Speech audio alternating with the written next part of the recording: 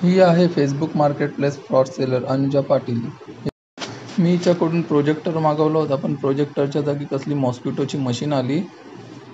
हिच्याकडून product मागवलं तर ते तुम्हाला रॉंग मिळणारच आणि त्याच्या बदल्यात तुम्हाला रिफंड वगैरे काही मिळणार नाही. तर प्लीज हिच्याकडून कुठच्याही प्रकारच्या काही वस्तू फेसबुक मार्केटप्लेसवरून मागवू नका आणि हा व्हिडिओ जेवढा शेअर करता येईल तेवढा शेअर करा.